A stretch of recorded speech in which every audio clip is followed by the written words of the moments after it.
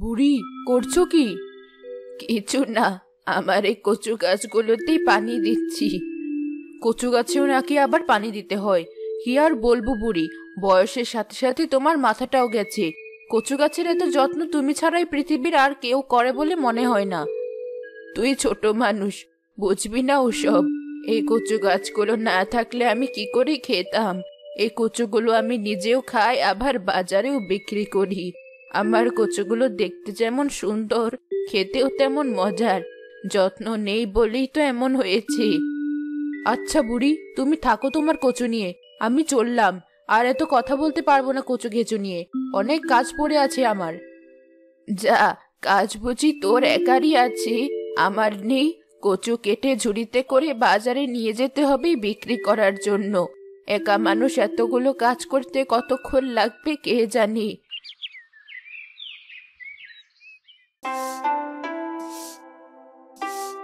কোথায় যাচ্ছো?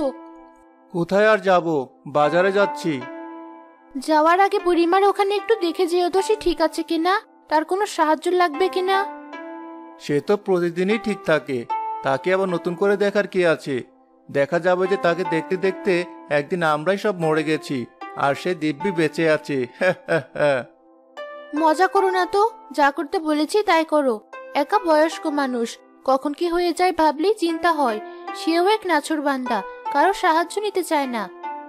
আচ্ছা আচ্ছা, যাব, চিন্তা করো না।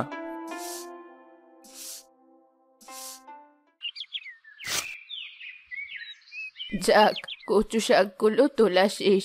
এখন আবার এগুলো বাজারে বয়ে নিয়ে যেতে হবে। আজ মনে হয় একটু বেশি তুলে ফেলেছি, পারবো কি এতগুলো নিতে? কি ব্যাপার বুড়িমা, দাঁড়িয়ে দাঁড়িয়ে কি ভাবছো? তুইও চলে এসেছিস সে সকাল সকাল আমাকে বিরক্ত করতে। তোকে না বলেছি এত ঘন ঘন আমার এখানে না আসতে? আমি কি আর নিজের ইচ্ছায় আসি? আমার বউ বলে দেখেই তো আসতে হয়। তা কি করছিলে তুমি? ওই কচু শাকগুলো বাজারে নিয়ে যাবে বুঝি? দাও, আমাকে দাও, আমি নিয়ে যাচ্ছি শাকগুলো। লাগবে না, আমি নিতে পারবো। তুমি অন্যদিন নিও, আর যেহেতু আমি চলেই এসেছি, আমি নিয়ে যাই তোমার কচু শাকগুলো। কি পাগল ছেলে! আচ্ছা নিয়ে যা, এত করে যখন বলছিস। বাড়ি যাওয়ার সময় ওখান থেকে কটা শাক নিয়ে যাস তোর বউয়ের জন্য। আচ্ছা বুড়িমা। হাসু শাকগুলো ঝুড়িতে ভরে তার মাথায় তুলে হাঁটা শুরু করলে বুড়িও তার পিছু পিছু হাঁটা শুরু করলো।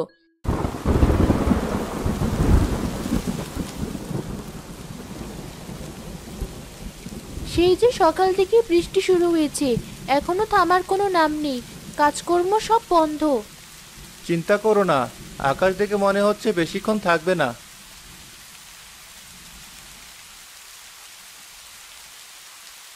আজ আর বাইরে যেতে পারবো না। কচু শাক দিয়ে অনেকদিন যাবৎ ভাত খাচ্ছি, ভেবেছিলাম আজ অন্য কিছু খাবো, তা আর হলো না। যাই, ভাত চড়াই। এই টুকি, বৃষ্টিতে কেন ভিজছিস তুই? ভেতরে আয় বলছি। না মা, বৃষ্টি না থামার আগ পর্যন্ত আমি ভেতরে যাব না। তুমিও এসো, ভিজো আমার সাথে। না, ওসব ছেলে মানুষই করার বয়স নেই আমার। কর তোর যা মন চায়। বৃষ্টি থেমে গেছে, তোমাকে আর চিন্তা করতে হবে না। এখন রোদ উঠলেই হলো, কত কিছু শুকানোর বাকি আছে এখনো।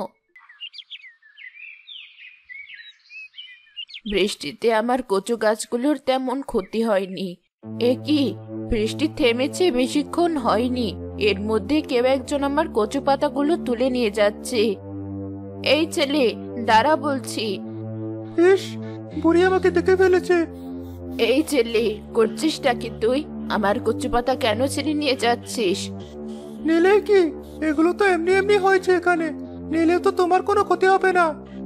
এমনি এমনি হোক আর যেমনি যেমনি হোক, তুই না বলে আমার বাড়ির উঠোন থেকে আমার জিনিস কেন নিয়ে যাবি? সব রেখে যা বলছি। এই কটা কচু শাক নিলে তোমার কি এমন ক্ষতি হবে? আরো তো কত কচু শাক তোমার উঠোনে আছে। তোকে রেখে যেতে বলেছি, তুই রেখে যাবি, নয়তো তোকে চোর বলে সবার হাতে ধরিয়ে দিলে তখন বুঝবি মজা। এই সামান্য কটা কচু পাতার জন্য আমাকে চোর বানিয়ে দিবে?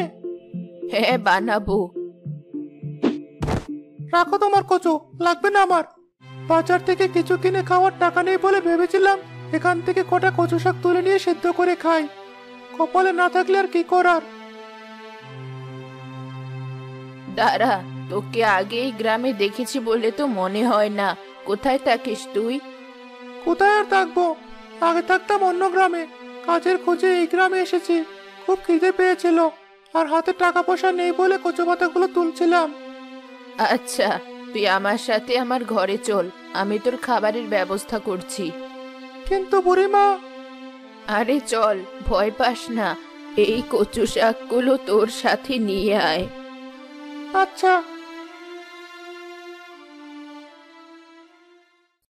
এই নে, কচু শাক ভর্তা দিয়ে গরম গরম ভাত। খেয়ে বল কেমন হয়েছে।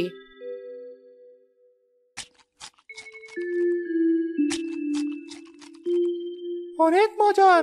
কতদিন পর পেট ভরে ভাত খাচ্ছি। তোমার আবার ভাত কম পড়বে না বুড়িমা? আরে না, একা মানুষ আর কতই ভাত খাবো আমি। তুই খা, তোর যত ইচ্ছে।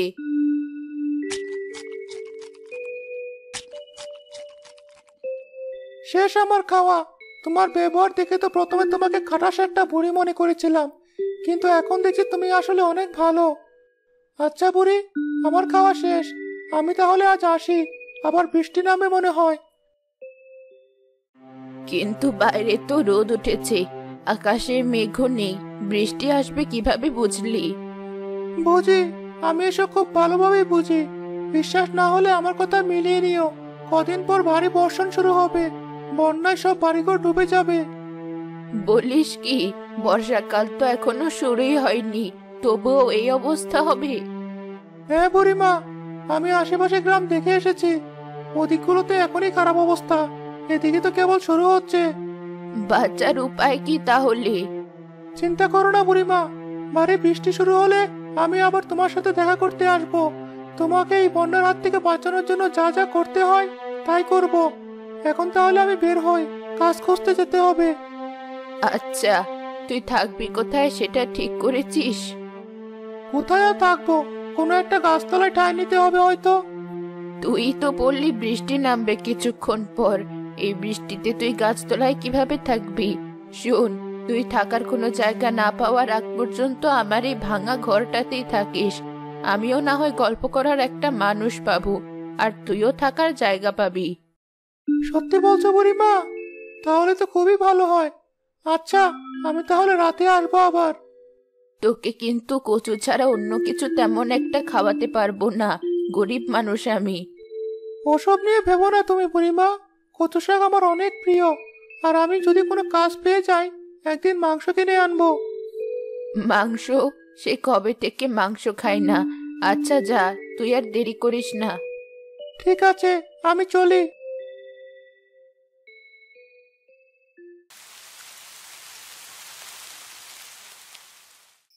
শুভ রাতে বুড়ির বাড়ি ফেরার সময় কিছু জিনিসপত্র কিনে নিয়ে আসলো।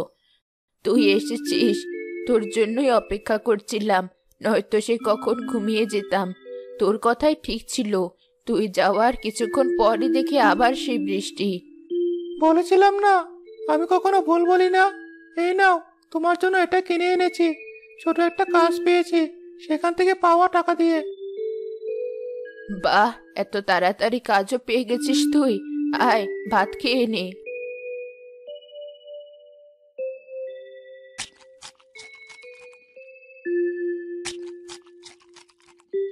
আচ্ছা বুড়িমা, তুমি এখানে একা থাকো কেন? তোমার জামাই আর ছেলে মেয়ে সব কোথায়? জামাই তো সে কবেই মারা গিয়েছে। এক ছেলে ছিল তোর সমান, সেও একদিন বড় এক অসুখ ধরে মরে গেল। তারপর থেকে আমি একা। তোর কথা বল, তুই তোর বাবা মাকে ছেড়ে এই গ্রামে কি করছিস? আমার বাবা মা তো সেই ছোটবেলায় আমাকে রেখে মারা গিয়েছে। চাচির কাছে এতদিন বড় হয়েছি। তারপর একদিন ভাবলাম আর কতদিন অত্যাচার সহ্য করে থাকবো সেখানে। এরপর চুপচাপ বেরিয়ে এলাম। আহারে বেচারা, চিন্তা করিস না, আমি যতদিন বেঁচে আছি ততদিন তোর খেয়াল রাখবো। ধন্যবাদ বুড়িমা। এই একদিনই তুমি আমার জন্য যা করেছো তার ঋণ হয়তো আমি আজীবনও শোধ করতে পারবো না। হয়েছে, খাওয়া শেষ, এবার ঘুমোতে যা। তোর ঘরে বিছানা পেতে দিয়েছি। আচ্ছা বুড়িমা, শুভরাত্রি।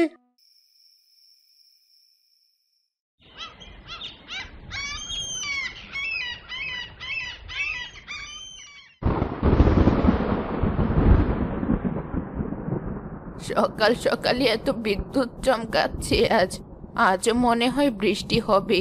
শুভ হয়তো ঠিকই বলেছিল, এভাবে ঘন ঘন বৃষ্টি হলে বন্যা হতে আর কতদিন।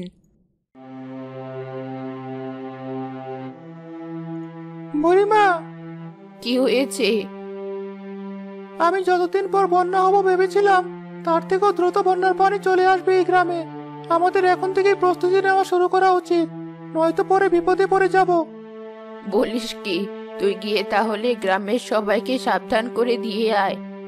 আচ্ছা, আমি এখনই যাচ্ছি।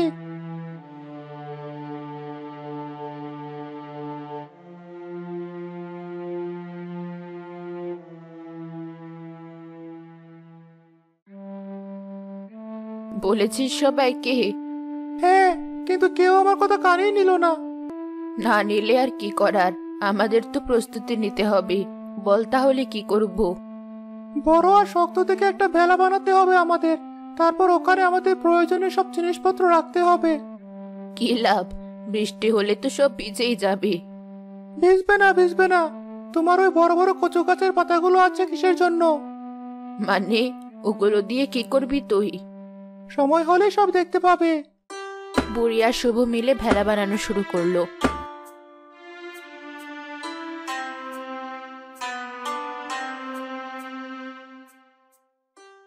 ভেলা বানানো শেষ হতে না হতেই গ্রামে বন্যার পানি চলে এলো, আর পানিতে সবার বাড়ি ঘর ভেসে গেল। বুড়িমা ওই ছেলেকে দিয়ে কতবার করে খবর পাঠালো আমাদের কাছে যে বন্যা আসবে, প্রস্তুতি নিতে, কিন্তু তুমি একটা কথাও শুনলি না। এবার দেখলো তো কি হলো, ঘুম থেকে উঠেই দেখি এই অবস্থা। টুকি যে বন্যার পানিতে কোথায় ভেসে গেল এখনো খুঁজেও পাচ্ছি না। তুমি আগের কথা বাদ দিয়ে তোমার মেয়েকে খুঁজে বের করো, ও তো সাঁতারও জানে না। চল, আগে ভেলাটা নিয়ে নীলাদের বাড়ি গিয়ে দেখি ওরা ঠিক আছে কিনা। খুব ভালো মানুষ ওরা দুজনই, আমাকে অনেক সাহায্য করেছে। ঠিক আছে, চলো। কিরে, তোরা ঠিক আছিস? কতবার করে বললাম তোদের বন্যার কথা, তবুও তোরা সাবধান হলি না। টুকি কোথায়? বুড়িমা, ওকে তো কোথাও খুঁজে পাচ্ছি না আমরা। কি যে হবে! বলিস কি? এই শুভ, তাড়াতাড়ি পানিতে ডুব দিয়ে আশেপাশে খুঁজে দেখ, টুকিকে কোথাও পাস কিনা। বেচারি সাঁতারও জানে না। ঠিক আছে, এখনই দেখছি।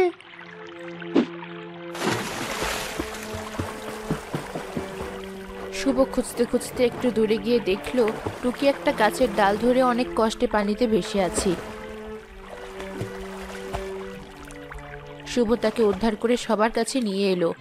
টুকি, তুই ঠিক আছিস তো? আমরা তো ভয় পেয়ে গিয়েছিলাম। হ্যাঁ মা, আমি ঠিক আছি। বৃষ্টি পড়া শুরু হলো আবার। তোরা আমার ভেলায় উঠে আয়। ভেলাটা আমার বড় বড় কচু গাছের পাতা দিয়ে ঢাকা, বৃষ্টিতেও ভিজবি না তোরা। ঠিক আছে বুড়িমা। এই, সবাই উঠে পড়ো বুড়িমার কচু পাতার ভেলায়।